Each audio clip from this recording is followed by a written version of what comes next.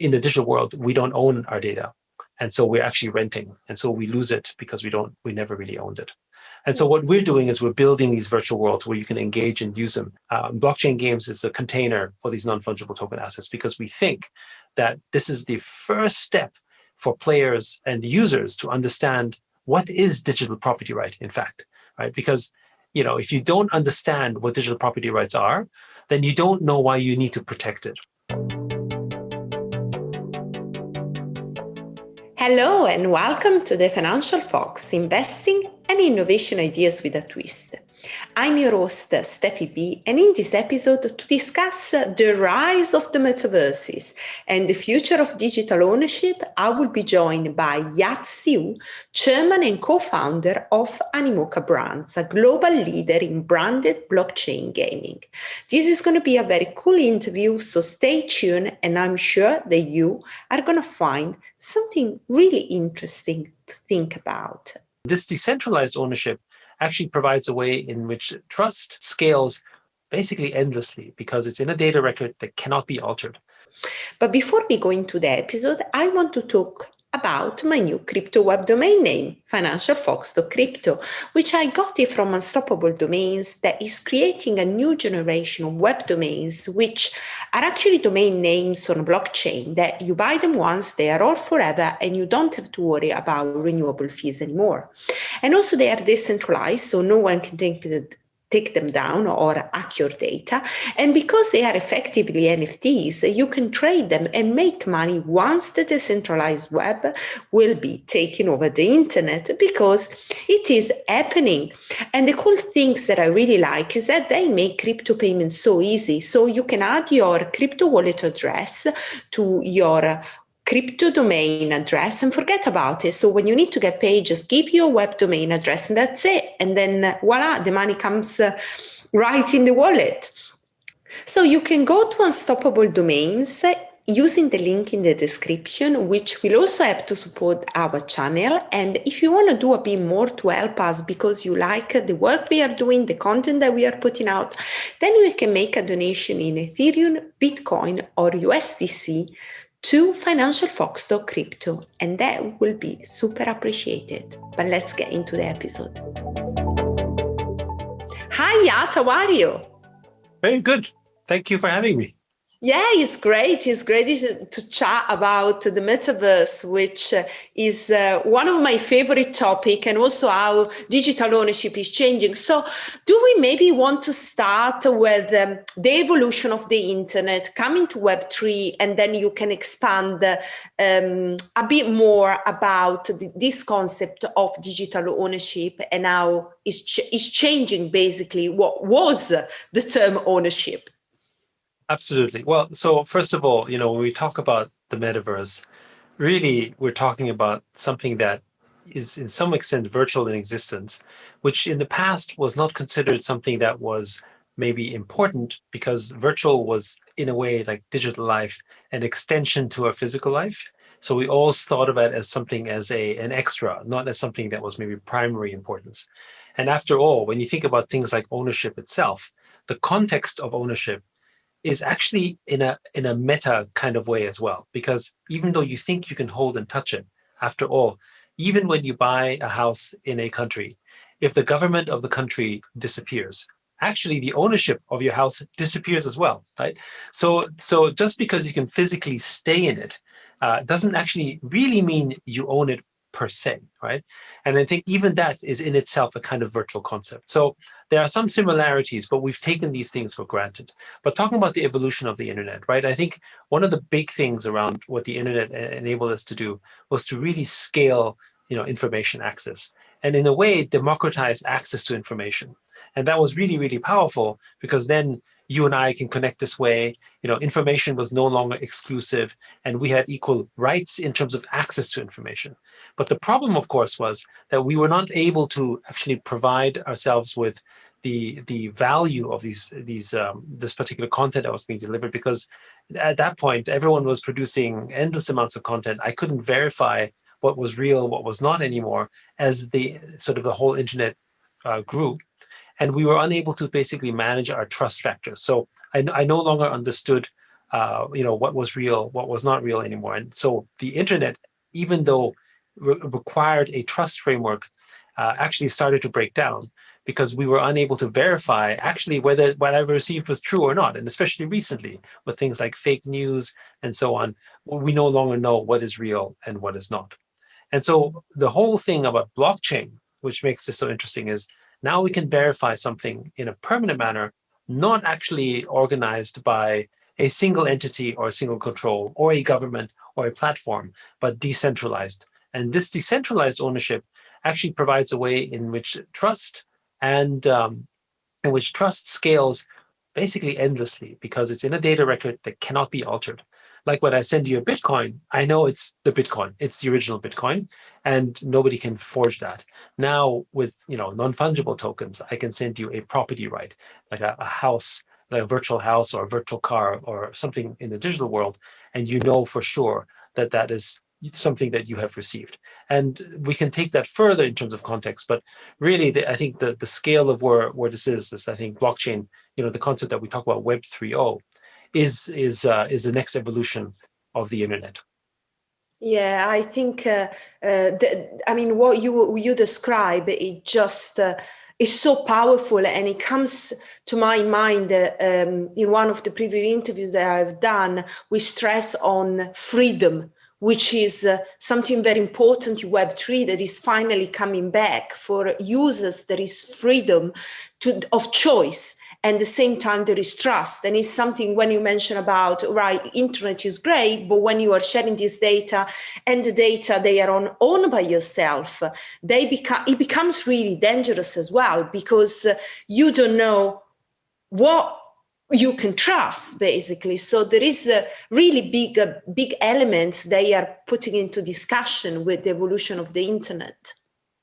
And I think one thing what's worth mentioning is maybe I didn't touch on this earlier, probably should have, is that because we thought of our digital life, our virtual life, as an add-on, we gave up our digital rights.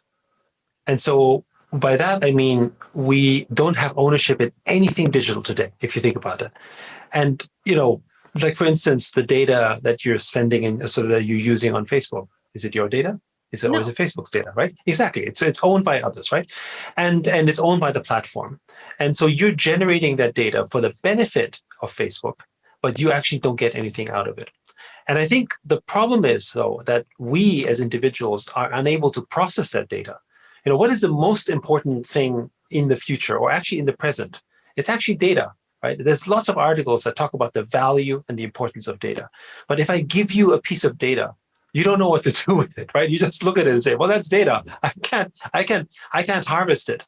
So you need a big infrastructure, a database, a system like Facebook or Amazon or Tencent or whatever, to create the knowledge and the network effect of that data. Yeah, I think I want to stop you here, because you just said what we need right now. Even if you give me an NFT, right? Thank you so much. Yeah, that's great. But what I'm going to do with that? So what we need is that infrastructure, and is what you are working on with Animoca, if I'm right. So I would like at this stage, maybe if you can kind of explain me a little bit what you are doing with Animoca, so we can frame it, because I think we just touched the point where is a very big point, is we need this infrastructure to be in place in order to migrate or to effectively see this new digital world become more tangible and becoming more real. Yeah, no, great. So, I mean, we have multiple so as Animoca Brands, we have done over 75 investments now in the non-fungible token space since 2018. We have also built our own metaverses or acquired companies in that space. So, the most famous probably one in our stable is the Sandbox. Yeah. And I think you have met Seb as well, which is great. But separately, we have Tower, we have with Enway, you've got the Olympics, with gaming, we've got hyper casual games with Quid. So we've got all of these different metaverses and virtual worlds that we're building up. And in those ones, we're providing with these non-fungible tokens utility. So it's not just having an asset for collecting, which is great, but you can also use them inside a game, just kind of like as if you're buying a sort of physical shoe and you use it for running. you can use a virtual item inside a game, and that actually is a non-fungible token, and it really is yours, and it really is something that you can utilize and has value. But of course, the difference here is that much like you have in the physical world, you can put your own attributes inside these assets. So I can actually use these assets, and my own memory imprint is attached to it. So these emotions and feelings I have towards my virtual assets are stored essentially in these non-fungible tokens that I can then transfer on. Like in the physical world, if I have a wedding ring, for instance, the wedding ring has in it sort of memories attached that they may not be particularly valuable, but in terms of the material it's made of. But the wedding ring itself is very, very special to you and your partner and maybe your family, right? And that's something that wasn't possible in the digital world before, because in the digital world, we don't own our data. And so we're actually renting. And so we lose it because we never really owned it.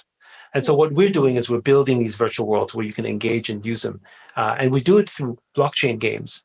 Blockchain games is the container for these non-fungible token assets, because we think that this is the first step for players and users to understand what is digital property right, in fact, right? Because, if you don't understand what digital property rights are, then you don't know why you need to protect it.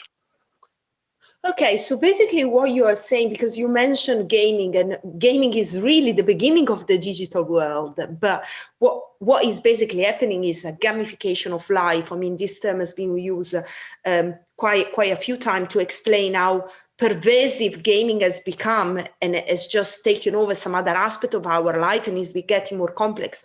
Can we maybe explain a little bit more about the digital world and why gaming? So first, I think gaming is perhaps one of the best simulations of life in different ways, because in fact, life is kind of like a game as well, right? If you think of it in that context, even when you go to school, you have certain kind of rules, right? You have certain kind of definitions. You have certain kind of social norms and structures that you have to abide to. In fact, it is a kind of game, right? Where you follow a rule set, whether it's a social norm, a governed norm, whichever. That is what games are, right? And you can exist to choose to live in the kind of game you like. And that game is really, from our perspective, the existing games, like a metaverse light, like metaverse 0.5, not full metaverse, but partial metaverse. Because in these virtual worlds, we are already accustomed to buying virtual assets. We already meet our friends online. We make our friends on, we maybe even find our partners online, which is happening more and more, right? So actually everything's happening in a virtual context already. And that's already happening in games in a very natural form, right? When you use a social network like Facebook or Instagram, you're not thinking that you're in a virtual world, even though you are, right? You're not thinking of it because you treat it more as an information platform or as a delivery platform. But when you're inside a game, you actually are immersed, right? You have to pay attention, just like you have to pay attention in the physical world. You have to be in the present, and that's something that is something we do every day, and the games simply reinforce that. So this also is a generational thing as well. When we grew up, we never thought of the digital life as something sort of critical. But for our children, the digital life is absolutely critical. Ask our children, what do you want for Christmas? Chances are they want something virtual. They don't want something physical. And so for them, the virtual world is already the primary reality, I would argue, right? And I think in that context, that means it's even more important that in that primary reality, we must own the aspects of our digital life, and therefore we must have digital property. And I want to address one important point here, which is, what happens to us as people, as human beings, if we lose our digital access? If Twitter says, I don't like you, if Facebook says, I don't like you, and they remove you from the platform, as they have done many times, will you as an individual be able to make friends the same way? Actually, can you make business the same way? Can you be as successful if you are not actually online? And the reality for most of us is that if we lose our online access, we actually become citizens with less rights, with less ability, with less capacity. And the issue, and this is really important, I think, is that in the physical world, we have a charter of human rights. We have a government. We have a structure that informs us to protect us of these things so that people can't just take away what's important to us, right? We have this. And if we don't like them, at least we have the ability to vote them off or to do something. But in the digital world, we don't have that. If Facebook doesn't like you, it's a terms of service. You're gone. So we are currently living in a digital kingdom, and we are all digital serfs. It's digital feudalism that we have right now. And so all the games that we're playing right now is a digital feudalism. It's like, medieval Europe, 600-700 years ago, Yeah. right? But except it is in a digital context. Yeah, I think that is quite interesting what you said, and there are a few things that I want to ask. So let's start with the terms of avatar, which is a term that was coined actually when I was born in 1985 to describe a player character in a video game. And based on what you were being discussing before, it looks like the avatar has become a human extension. Would you say that is correct? Absolutely. But you know what? Let's not talk about avatars. Let's talk about clothing and fashion in the real world. What is that? It's an extension of you. It's an extension of your identity. When you choose a piece of clothing, you're saying something about who you are or what you want to be. Avatar is the same, no Yeah. difference. Yeah, exactly. Okay, so let's go back to this example. So I've got a beautiful virtual handbag. When we will see the brand, start to deliver more NFTs and digital assets, and I want to bring it with me in any games or in any metaverses that I go.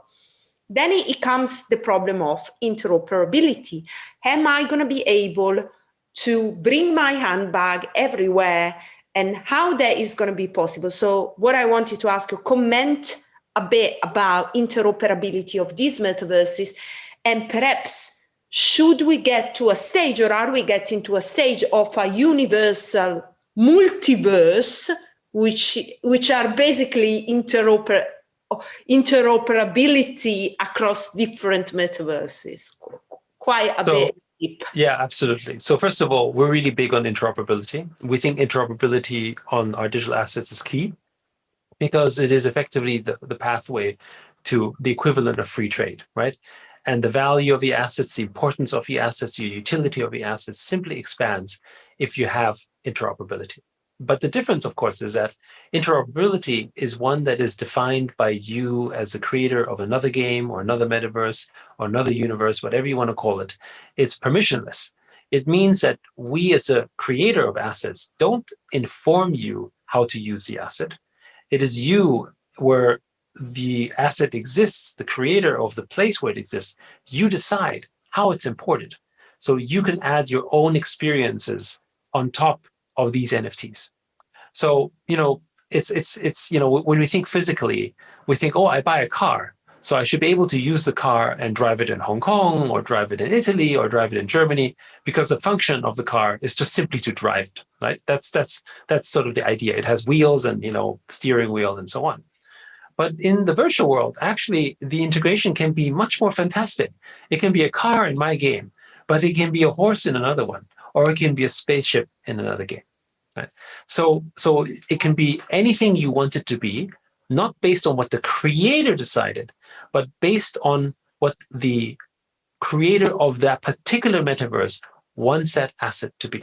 All right. Right. So So this evolution of it's kind of evolution of NFT, adaptability of NFT type. Can I say that? Is how this determined? well, okay. So when you talk about this interoperability and interchangeability, the only limit is human creativity, right?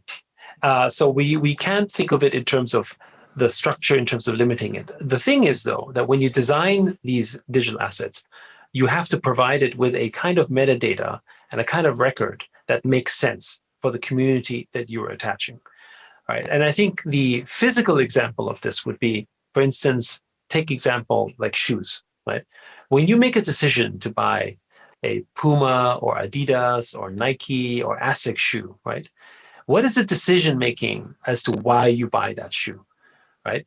Is it because it makes you run faster? I mean, maybe you think that, but I think we all know that the speed difference between a Nike shoe and an Adidas shoe, advertising aside, is probably non-existent, right? So you're not buying a shoe because you can run faster, but you're buying a shoe because maybe one shoe was promoted by LeBron James, or you're buying another kind of shoe because all your friends are wearing it, right?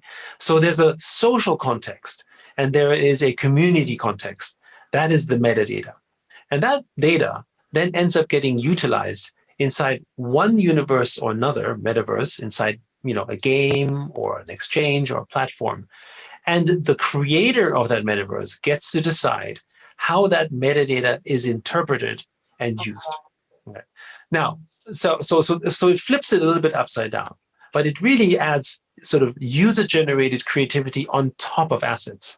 And today we have a version of this. Like, if I buy a car and I want to paint it or I want to accessorize it, or if I have a house and I want to do interior decoration, then I have other services and other people that decorate the house or change it a certain way, right?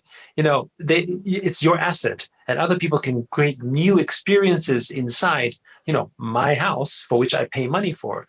That is essentially non-fungible tokens. I have an asset as a non-fungible token, and I choose to move my non-fungible token to the sandbox because I can experience it in a very cool way in the sandbox. Or I can put it into something like Gamey and experience it differently in Gamey because they made a totally new way to experience it using the same kind of metadata structure. So that to me is how I think this is happening, and it's already beginning.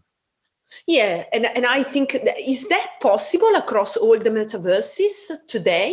Yeah, so because, with blockchain, the asset is already open. So I think the way to think of it is a similar parallel is a little bit like open source, right? Okay. You can download any open source code and you can modify it as you like, and it could maybe take a different shape or form. And of course, you have to share it back. But the different shape or form is how this code exists in a unique way, not intended in its original design, is the way non-fungible tokens, we think, will also collaborate because it's open. Because it's on for instance, an ERC 721 or 1155 is basically an Ethereum standard. And if you have the asset, you can import it in your game and support it. You do not need the permission of the creator of the asset Exactly. to do it, right? So in that sense, the interoperability, the ability, I think, for interoperability is already inherent. Whether you choose to support it is a different matter, right? Maybe I don't want these swords. Maybe I don't want this car, so I don't support it. I don't bring it in. But the point is, if you want to, you can choose to. And I think the most successful games in the future are going to be the ones that are the most open. Because in this case, we as owners of these assets, we really want to experience our assets in different ways. And so I think the most successful metaverses are the ones who are going to find creative ways to experience your assets because it brings with it the benefit of those users and their network effect into the metaverse or their Exactly. particular metaverse. Okay, so let's now talk a bit about the society, the economy, the life that we are building in a metaverse, because this is what's happening. If I go in, like with my avatar or with my digital version and with my digital assets, and that happen with other people, what you create is a sort of like society and a sort of like economy. So my question will be, how you can create an efficient economy, or how an economy in a metaverse would can be.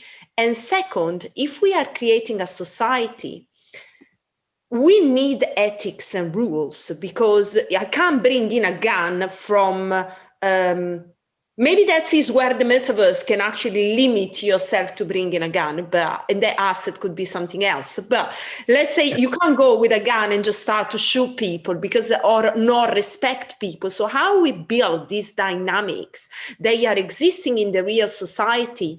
And I think if the metaverse is going to become more and more pervasive, that should exist even in a digital world, because otherwise it's going to be like, madness. Is just going to be chaos. Yes.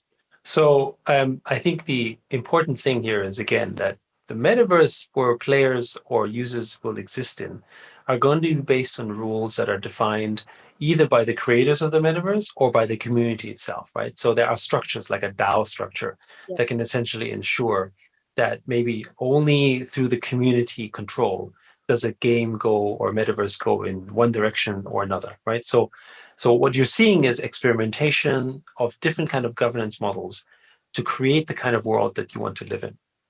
Now, first of all, to your earlier question around sort of, these economies and these societies, my point is that these are not just quasi societies; these are actual, real societies, right? Because it's a primary income for a lot. It's starting to become a primary income. People are making money from it. People are living there. People are connecting with people. People are more social there. You could say, in many ways, existing in the metaverse might be a primary reality more and more for more and more people, right? And so the economic framework then is the same about goods and services, value creation or value destruction, right? And so then you go into the question of, well, how do you govern this? How do you manage this, right? Is it governed by a single entity like a king? Or is it governed by a DAO, like a democracy, right? And then you get to choose to live in the places that you want to. And actually, in the physical world, that's already happening, right? I mean, if you look at Europe, like the EU, you can travel more freely, COVID aside, and you can choose, maybe I like to live in Germany because I like the style in Germany, or maybe I like to live in Italy, or maybe I like to live in France. And you have a choice to live in these places which have slightly different ways or cultures to experience. If I don't like, for instance, the fact that there is, lots of guns, maybe in America, then I can move somewhere else if I want to. The issue for humans in the past, though, is that physical relocation was very difficult because you had to travel, there's lots of cost, there's all these things. But in the virtual world, I can just sort of instantly move. And because there's non-fungible tokens in the future, I can not just move, I can take all of my assets with me. So we think that mechanism ensures that whatever metaverse or world you're creating for your audience, that you are forced to listen to your audience because the control comes from the fact that I have property rights. Imagine, for instance, if you were, I don't know, if you were living in, like if you were living in Hong Kong, right? And we didn't like what was going on in Hong Kong and we wanted to leave. The deterrent of leaving is that all my assets are here. I can't move my house somewhere. I can't transfer my car right away. I can only move the money and that's it, right? I have to liquidate. It takes time. But if I could just take everything to another metaverse that says, hey, you're welcome here, and I can make it better or whatever, I can try that. Then, the sort of virtual community is forced to find a way to make sure you don't leave. Otherwise, with you leaving, you take your data with you, which means you take what's valuable with you. So in that context, it requires all of these metaverses to start to listen to the users or their society, as it were, and therefore become more accountable to it. So that is where we think the ideal metaverse setup will be. Because if I don't like it, I can move. Does it mean that there might be societies that might be the kind of society you and I don't want to live in? Maybe, because it is also about diversity and choice. And we may not agree with, one society, which maybe we don't like because of their style. But in this kind of environment, they have the freedom to do that because they can build their community around that. And, we can agree to disagree or whichever around what is right or what is wrong. But in an environment like with blockchain and NFTs, it is uncensorable. It allows people to create the type of environments they like to see.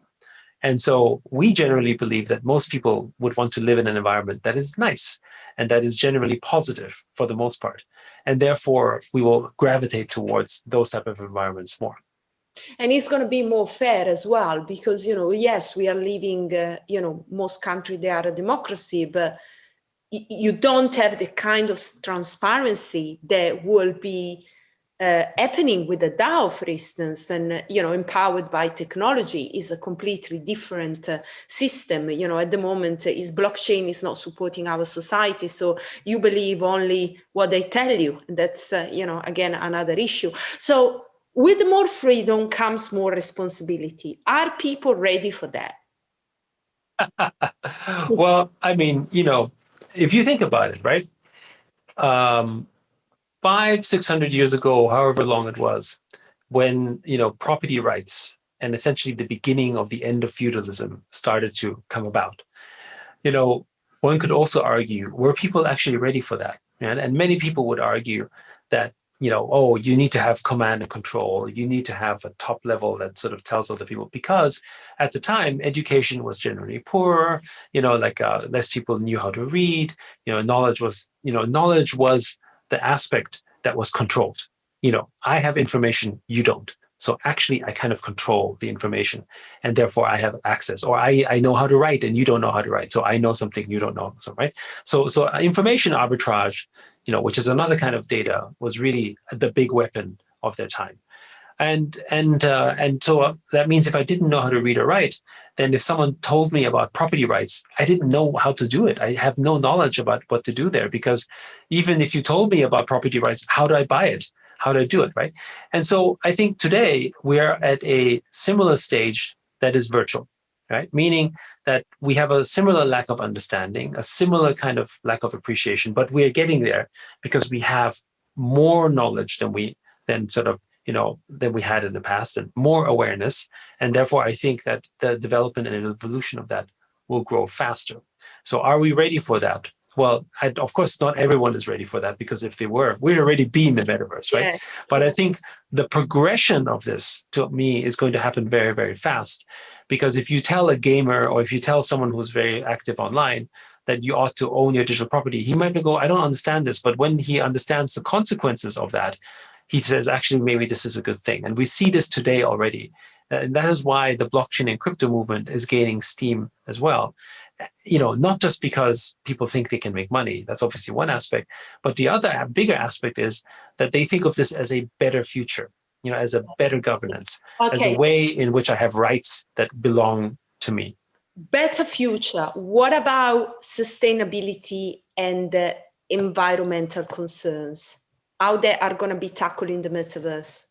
Well, first, I think, there's a lot of talk about that. And it's good to have this conversation, because obviously blockchain today, particularly the mining approach, is not very energy efficient. We know that.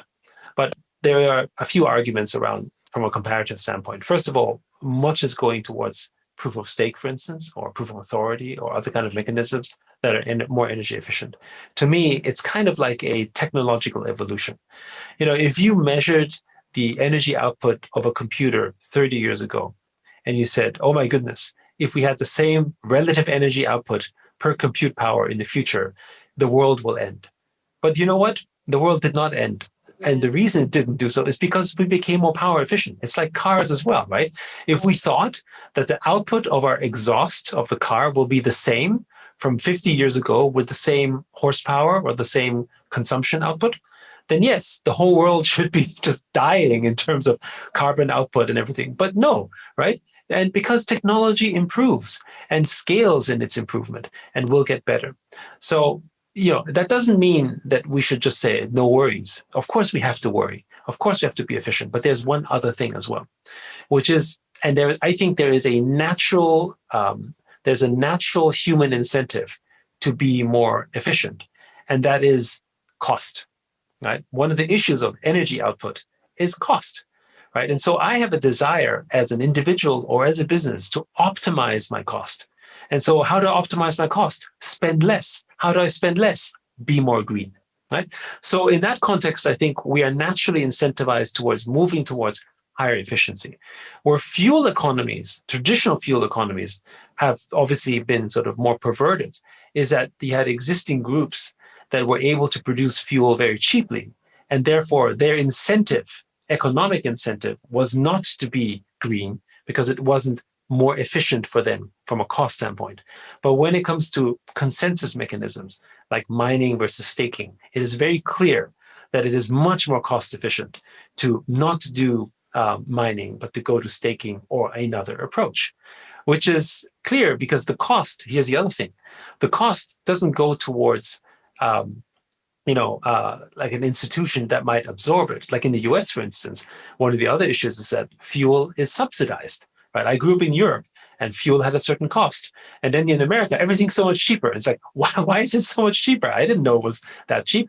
And it's cheaper because it was subsidized. So as a result, an entire society never thought that you had to become energy efficient because cost of fuel was cheap, right? And here, you on Ethereum, for instance, you don't want to be spending $10 per transaction or $20 per transaction, right? You have a natural incentive towards moving towards something that will cost less. So I think over time it's already solving itself because the natural economic incentives are aligned. Okay, so evolution of technology, big point.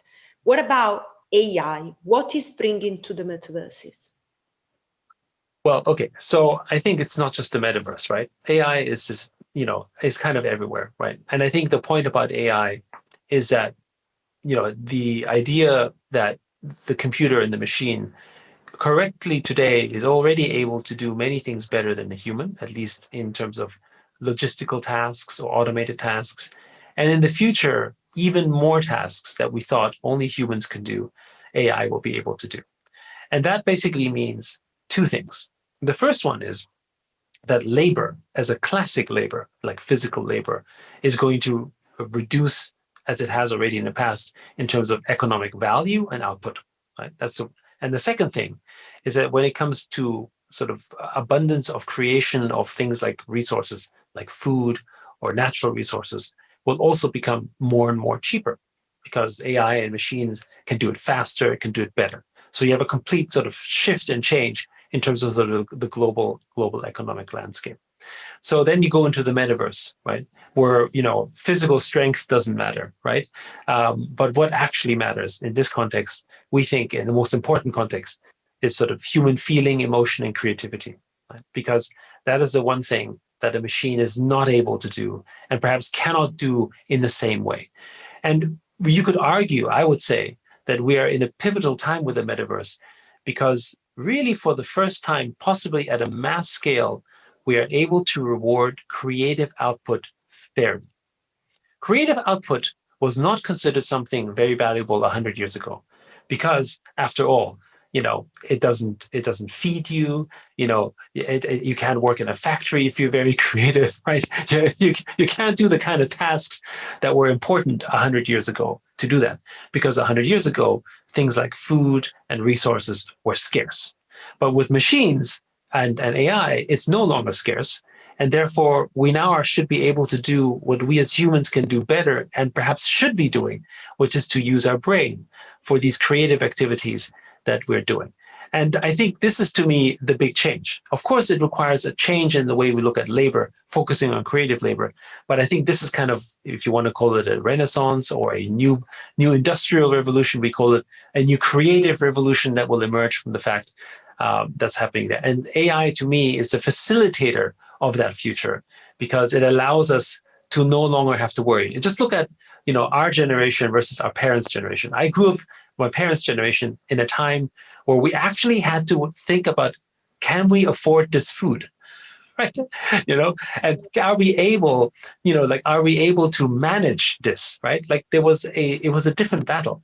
And while today we have different struggles, very few of us, at least in the Western world, would worry about food on the table, right? No, they just think, Right? should be vegan or carry on eating meat or stuff like That's that. right, exactly, right? So we have the ability to now think in a creative way of other things and optimize other aspects of our life because we have the luxury of doing it, because we no longer just need to worry about just food. We can now choose the kind of food we want that is better for us or whatever, because also the cost of that food is not expensive, relatively speaking, to what it was for our ancestors, right? So I think this is the part where that evolution is happening, and I think AI is just simply the necessary expedient towards that. Okay, so do you think that the current technology and hardware is a limit, is a barrier at the moment for the metaverse? Because you kind of need maybe a more powerful computer, Do you think that kind of the hardware can actually keep up with the fast speed that the metaverse is evolving? How do you see that? So first of all, I think that I think what we have in sort of the stage of the metaverse we're in is actually quite good already. And I think it's important, when you look at things like Moore's law, to understand that compute power is just going to double anyway, right? over a 18-month period, you should expect computing power to double and double. And we see this today, right? If you look at our graphic cards power, our computing power just from 1 year ago, it's already significantly faster than it was before. So to me, it's not the compute power will always generally catch up to where we need it to be. That's the first point. And and then we're not that far away from basically having quantum breakthroughs and so on from where things are going, right? So I think I'm not so concerned about that. The second thing is that we've already proven to ourselves that we already accept metaverses by playing games. How many hours are we spending, or many of us spending, playing in these virtual worlds? And the other thing is that, I think sometimes we have binary expectations. Oh, you're not in the metaverse unless you have a VR goggle and unless you're completely immersed and your whole body feels and whatever. But you know what? Our experiences are emotional. When you see a person play a game on the keyboard and the screen and he has a great victory or he has a chat, actually that feeling is real. It's not fake, right? No, it's like watching a movie. You still feel. Yes. I mean, maybe a movie, maybe cinema could be like the really beginning of the really beginning of the metaverse in a way. It's not a game because you are not active, but you're still having those emotions. I would argue, if you look at it that way, that perhaps the first mass metaverse is probably the beginning of the Gutenberg press, where you have the ability to read books. Because what is, after all, the book? It's imagination. Yeah. It plays in your mind. And this is the thing that we as humans can do. We can imagine and be creative and invent. I read the book, you read the book, we both read some of the other things, right? We interpret it differently and we have different emotions and feelings coming from that. We already had a meta experience that is not the same, that is individual to us and existed entirely in our own virtual plane. Not on a computer, but in our reconstruction of the mind. And I think this is the part where, computers just enable that to connect. And the other thing is, with the blockchain technology, now I can create these creative moments in thinking. I can embody that data, and now I can share that data, right? Yeah, exactly. Well, it is very interesting because I think what people, when the normal people, the people they are not gamers, players, they think about metaverses. Oh, what's there? And they think in silos, right? Where they should think more horizontally what actually was already out there and what is behind it, and the element of imagination that you just we just discussed. I think that is perhaps the way to get a wider community, wider, mass adoption of metaverse. What I'm trying to say is like, okay, the gamers, they understand the metaverse. They are already the adopters, right? What about the other people? How we should talk to them to show them that metaverse is not really something so weird. Right. Well, maybe the first thing is there are 4 billion people online, maybe a bit more now, and 2.7 billion play games. So actually, at least people who are online, more people play games than not. But I take your point about the fact that there's a very large audience of people who don't play games, who don't understand it, or who don't care about it, right? And so how do you explain to that community about sort of the metaverse? And I think, to me, these are the one of the best approaches to me is to describe things around sort of, emotions and feelings. And after all, what are those? I mean, what is love? Right? It's not a physical thing, right? It's a very virtual feeling. It's a very thing that's, again, just for you, right? It's not like I can't touch love, right? I can't, I mean, there may be aspects of it, but it's not what you sort of you think of in terms of sort of an owned asset, right? So we are already living very meta anyway. Right? And so I think this is the part where we're explaining that, I think, comes a little bit with I think it's less to do with, do you understand games or do you understand this? I think it comes more about sort of having a deeper understanding of, yourself. And also, I think, and this is the part where I think the world needs a little bit of help, right? Is a strong sense of empathy. a strong sense of awareness of others, because then you can sort of, if you're able to be very empathetic, I feel, then you're able to sort of feel for others, and you're able to sort of experience and therefore understand, I think, the meta concept better, because you're thinking also about how others think about stuff, as opposed to only thinking about what you need or you want.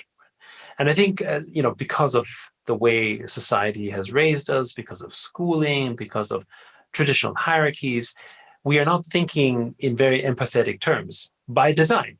Because, if your children go to school, there is no empathy score, right? There is no, we reward you for being, very empathetic. We don't do that. We reward you for your grade. Frankly, we reward you for being selfish. We reward, right? We reward you for sort of looking out just for yourself and not for others. Yeah. And I think as a result, we kind of cut off something that's important. There is a very interesting study by George Land and Bethany Jarvis. What they did was they created a divergent thinking test. And the divergent thinking test was kind of be viewed like a creativity test that they created actually for NASA.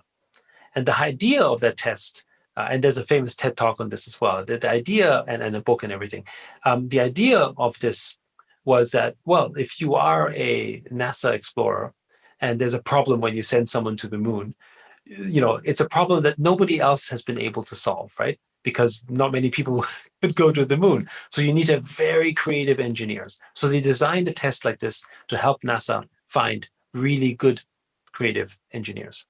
They did a version of this test for children and followed the children from the age of 5 to 15 and gave the same test to adults. And what was really interesting was that the children who were 5 years old were able, the majority, like 91%, were able to solve the test in a creative and divergent manner. By the time they were 8 years old, it dropped to something like 30%. Wow. And when they were teenagers, it was like 8%. And for the adults, it was 2%. And so this actually became, part of the body of work that Ken Robinson, the late Ken Robinson passed on, where he was saying that schools kill creativity. Yeah. The point being that actually all humans are, in fact, creative, empathetic, and divergent thinkers.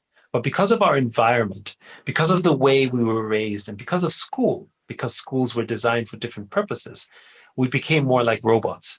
Yeah. And so it wasn't that we can learn creativity. We all had creativity. We all had empathetic skills. It was actually just removed from us over time out of necessity for the system.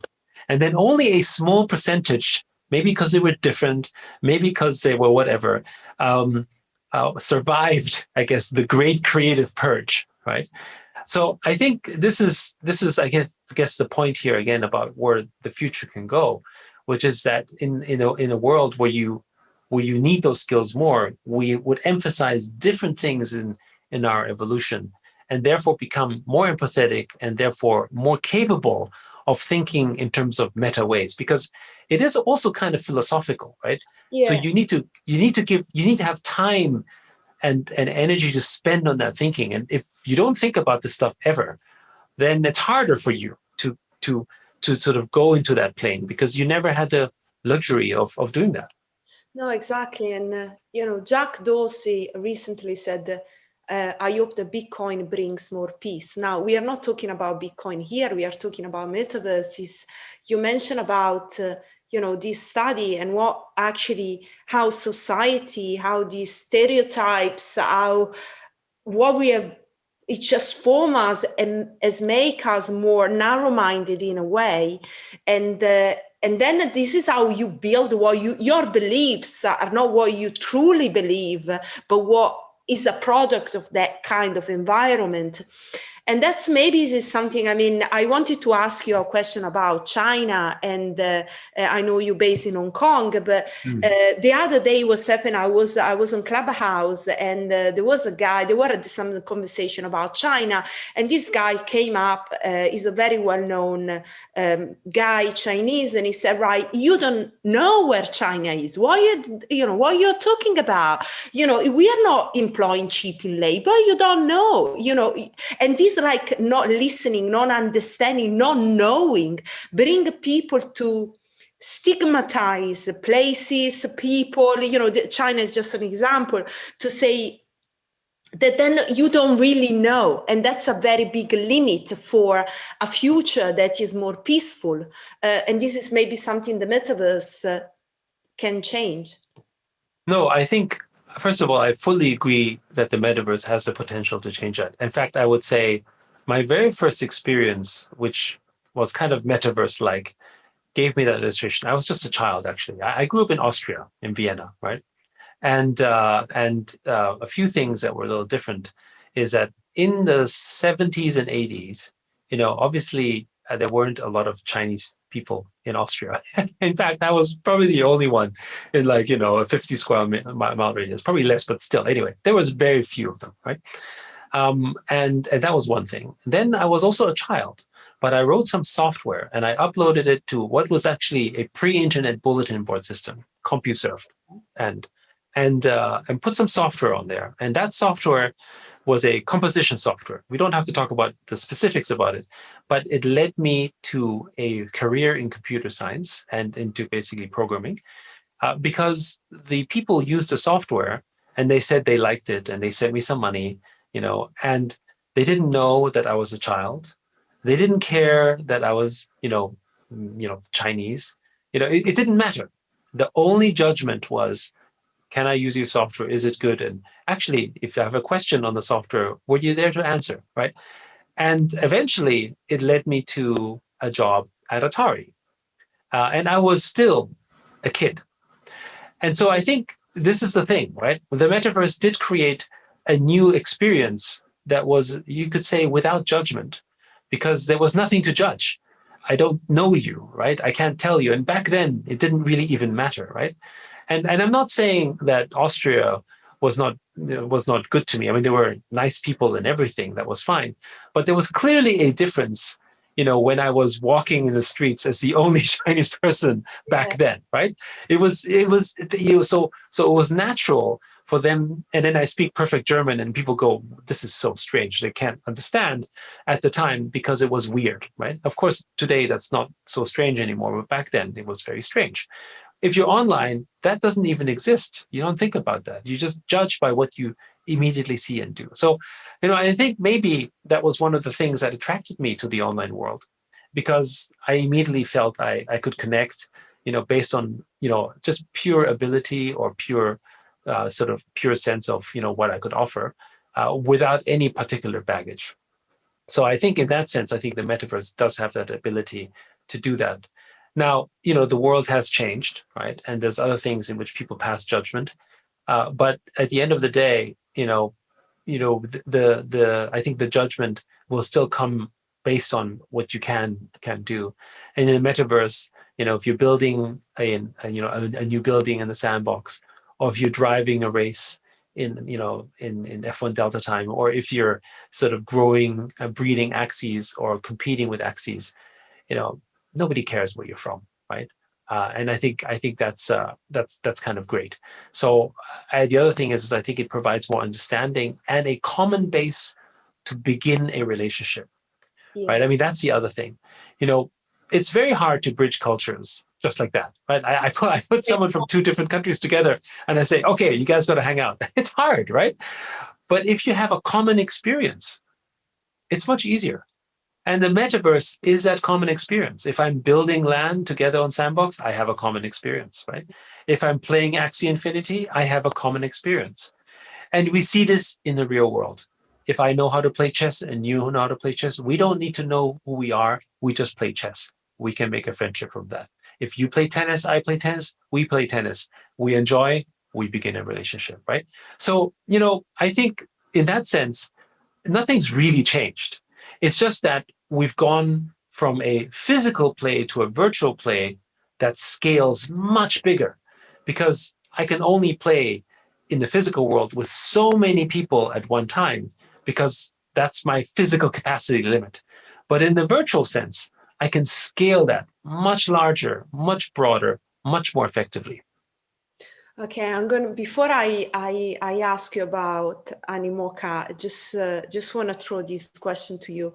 So, do you think that the physical world is it got to a stage where it's really toxic, where I want to consider is right, all the money printing and all the economy fucked up, the government that you don't know, how it really works, how people go in power or not, the information that you don't have access, you just see what they want you to do. Environment again, is clearly here that we have kind of destroyed our the beauty of nature. Are we at the stage where the real world is toxic? Well, I hope not. I think there are elements about the real world, as they have always been, that are obviously not desirable, right?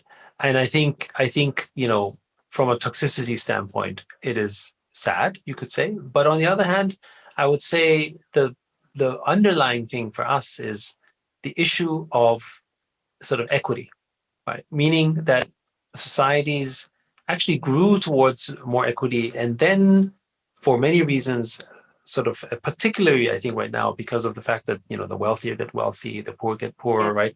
For economic reasons, and you know, let's take a look at governments. Although they're designed, or maybe they say they're designed to have more equity, but because of the money printing that's happened, you've now created an economic circumstance where there can be no downturn effectively. Because if there's a downturn, let's just print more money, right?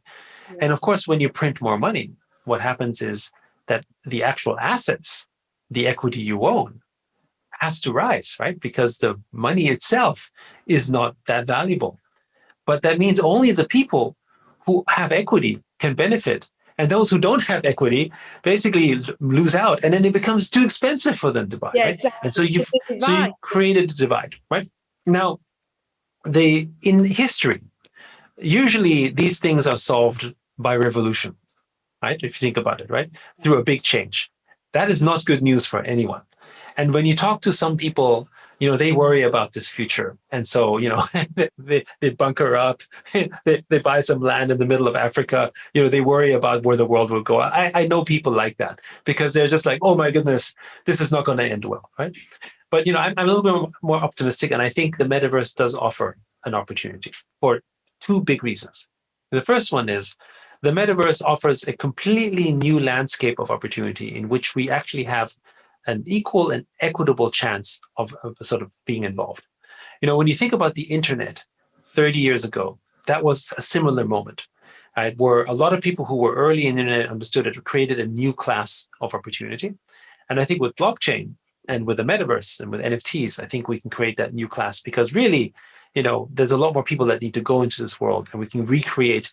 I think what's exciting is we can almost quasi recreate sort of positive societies that we'd like to sort of see happen, right? The other thing is, and I think this is really really important, is that the data ownership currently is locked by the big platforms, right? Whether it's Facebook, Amazon, whichever you name it, they own the data. They have the network effect. And so, like we see with medieval kingdoms of time, when you take the value and only a small number sort of benefit, and most others don't, there's a lot of value that is lost. That's the first point, right? And then the second thing, of course, is that the concentration of that wealth actually becomes very concentrated, which is what we see today, right? If you look at the market cap of the tech companies, they're huge, right? If you talk about the beneficiaries of them, it's their employees and their shareholders and top management. It's a very small number, right? And it's running away, right? If you look at the tech company valuations versus other things, it's it's because they have data ownership and because they control that. So blockchain and NFTs open that up completely, because now you take ownership of those data rights, and that means you have the ability to monetize it or give it to someone that you can monetize it better for you, when you have your digital property rights around this, which is what NFTs represent. And in that context, it would create more, you would unlock digital equity because platforms like Facebook or Apple basically become deep, sort of have to open up their platform or be challenged by the open platforms who offer the ability for people to sort of exchange value. It's a little bit like, in the medieval kingdoms when they had to open up and offer free trade and industrial capitalism. Actually, did the kingdoms make less money? Actually, they made more. Yes, they didn't have as much power, right? But the Queen of England, she's still pretty wealthy, arguably wealthier than before from a net dollar standpoint, right? So we think this is the way this is going to go as well, right? By opening up these feudal, sort of digital feudal kingdoms, we're going to unlock economic potential that is already there, but just not monetized for others to access. And so I think this is the opportunity to sort of construct another thing. And finally, these digital kingdoms have one thing that physical sort of governments or kingdoms in the past had that they don't, which is a military, right? Facebook doesn't have a military, right?